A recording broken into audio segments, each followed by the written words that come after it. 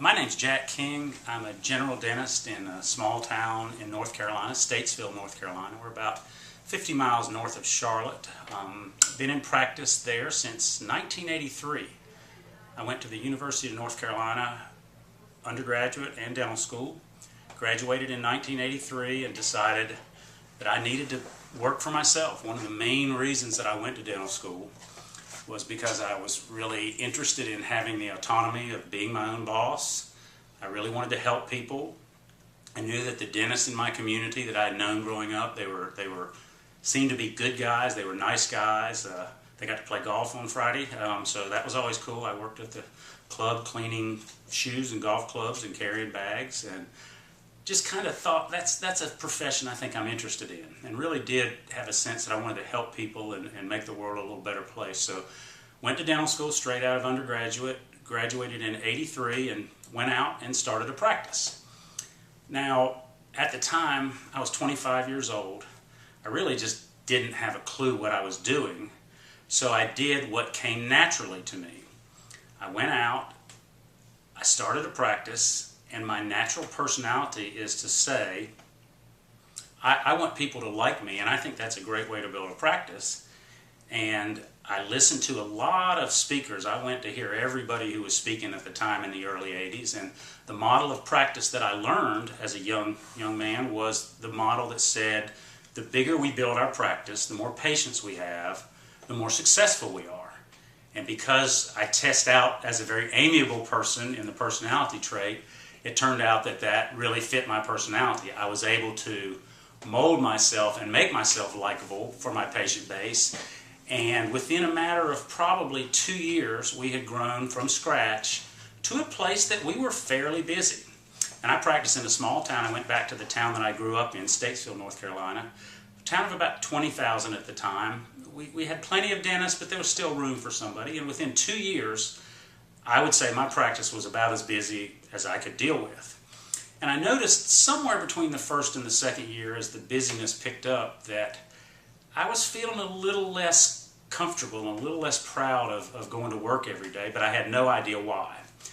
And then it hit me somewhere towards the end of my second year that I didn't like going into my office. I didn't enjoy going into my office. And I would sit, a lot of mornings I would sit down. There was a little split rail fence behind my office door, my back door to my office where I went in. And I could sit down on that little split rail fence, and I would sit there, and sometimes I would just take some deep breaths, and I would wonder out loud to myself, can I even go through the door? I wouldn't look at the next day's schedule before I left, because I really didn't want to see what might be on there. And I found 2.5 years into the practice of dentistry that I really felt like I had picked the wrong profession, that it wasn't something that I was going to be able to have a life doing that wound up meeting the criteria that I was wanting in my life. So it was really disappointing to me, and you know, I'd already taken a lot of continuing education, and I just was very, very disappointed in the way I felt, and it was just a very sad time in my life, because I'm thinking, man, I got to walk away from a profession. It took me 8 years to get here. I've only done it 2.5 years, and all of a sudden I've got to walk away. So it was terribly humbling and crushing. I mean, my heart was just broken, but I didn't see any other way out. And a lot of mornings I turned around, got in my car, went home, and called in sick. You know, we didn't have cell phones back then, so I was going home, calling the office saying I can't come today. Again, for me, I think what I did came very naturally. I took what I now know to be the path of least resistance. I set up a practice that went with the herd mentality. That's what was being taught at the time. It was a reflection of my personality, and when I say weaknesses, it was a reflection of my personality, in that I wanted so much for people to be happy that I was willing to sacrifice. And you know, I was cutting out teeth, I was doing all kinds of dentistry that I didn't even know how to do.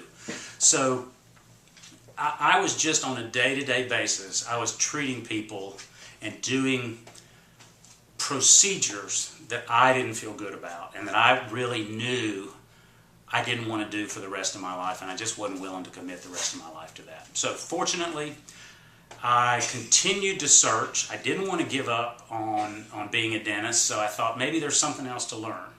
I was lucky enough to start at the Pankey Institute in 1986, and something I learned there was about personality testing, and what I learned about myself from a personality standpoint helped me to understand why I built what I built, even though I didn't like it.